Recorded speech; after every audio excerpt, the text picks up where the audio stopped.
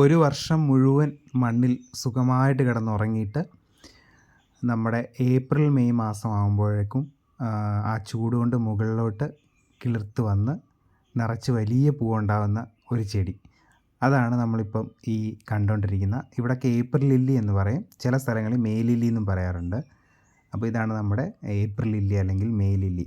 അപ്പോൾ എനിക്ക് ഒരുപാട് നൊസ്റ്റാൾജിയുള്ളൊരു ചെടിയും പൂവാണിത്. നമ്മുടെ കുടുംബ വീട്ടിൽ എൻ്റെ കുട്ടിക്കാലത്തുണ്ടായിരുന്നു. അപ്പോൾ എനിക്കിത് കാണുമ്പോഴൊക്കെ അതാണ് ഓർമ്മ വരുന്നത്, ആ ഒരു സമയത്തെ ഓർമ്മകളാണുള്ളത്. അപ്പോൾ ഇത് നമ്മുടെ വീട്ടിലില്ലാഞ്ഞിട്ട് ഞാൻ അടുത്തൊരിടത്ത് നിന്ന് പോയി ഇതിൻ്റെ 2 ബൾബ് കൊണ്ടുവന്ന് നട്ട് വെച്ചതാണ്. ഇപ്പോൾ ഏകദേശം 1 വർഷം കഴിഞ്ഞിട്ടുണ്ട്. കറക്റ്റ് ആ സീസണിലാകുമ്പോൾ അവർ നന്നായിട്ട് മുളച്ച് വന്ന് നമുക്ക് പൂക്കൾ തരും. ഇത് വേറൊരു ചെടിയാണ്. ഞാൻ 2 ബൾബായിരുന്നു കൊണ്ടുവന്നത്. അത് ഇപ്പം മഴയൊക്കെ ആയതുകൊണ്ട് പൂവുണ്ടായിട്ട് പോയി. അപ്പോൾ ഇനിയും പൂവ് ഉണ്ടാവുമെന്ന് പ്രതീക്ഷിക്കുന്നു. അപ്പോൾ വീഡിയോ ഇഷ്ടപ്പെട്ട് കഴിഞ്ഞാൽ ലൈക്ക് ചെയ്യണേ.